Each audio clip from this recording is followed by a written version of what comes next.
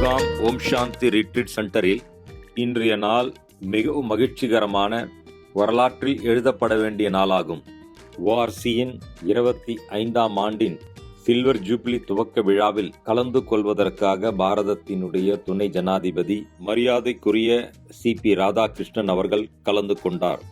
இதில் பிரம்மகுமாரிஸ் ஈஸ்வரிய விஸ்வவித்யாலயத்தினுடைய secretary ராஜ்யோகி BK கருணாஜி, BK சக்கரதாதி தீதி, ஆப்பிரிக்காவின் நிர்வாகி BK வேதாந்தி தீதி, ORCயின் நிர்வாகி ஆஷா தீதி, மேலும் BK சுக்லா தீதி அவர்களும் இந்நிகழ்ச்சியிலே கலந்து கொண்டார்கள்.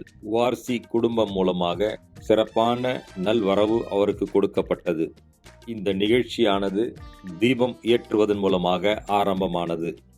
மேலும் ரிமோட் மூலமாக 25 ஆண்டின் சிறப்பு நிகழ்ச்சியினை துவங்கி வைத்தார். இந்த சூழ்நிலையிலே முழு சபையிலும் ஊக்கம், உற்சாகம், ஆன்மீக அலைகளால் நிரம்பி இருந்தது.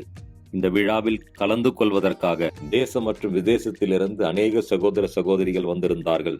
மேலும் உயர்ந்த பதவியில் இருக்கக்கூடியவர்கள், நகரின் முக்கியஸ்தவர்கள் மற்றும் பலர் கலந்து கொண்டார்கள். இதன் பிறகு CP ராதாகிருஷ்ணனுடைய உரை நிகழ்ந்தது. அவருடைய உரையிலே பிரம்மகுமாரிகள் உயர்ந்த பாகத்தினை செய்து கொண்டிருக்கின்றார்கள். இவ்வாறான இந்த சேவையை நீங்கள் தொடர்ந்து செய்து வருகிறீர்கள். உங்களுடைய மிக உயர்ந்த அமைதி, தூய்மை, ஆன்மீகத்தினுடைய விழிப்புணர்வு பாரதம் மட்டுமல்லாது உலகெங்கும் உள்ளவர்களுக்கு பணி செய்து வருகிறீர்கள். பிரம்மகுமாரிகளின் இந்த சோர்வற்ற சேவையை நான் புகழ்கின்றேன். இந்த வித்யாலயமானது 89 ஆண்டுகளாக உலகிலே மிகப்பெரிய ஆர்கனைசேஷனாக இது விளங்குகிறது. அதற்காக நான் இறைவனுக்கு நன்றி கூறுகின்றேன் மற்றும் இவர்களுக்கு பல ஆசீர்வாதத்தை வழங்க வேண்டிக் கொள்கின்றேன்.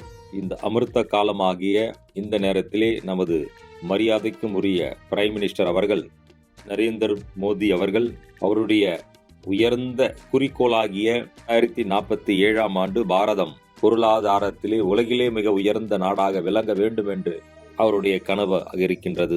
இது உலகம் முழுவதிலும் மிகப்பெரிய பொருளாதார நாடாக மட்டுமில்லாமல் மேலும் உலகில் அமைதியை நிலைநாட்டுவதிலே மிகப்பெரிய நாடாக விளங்கவும் விரும்புகின்றார்.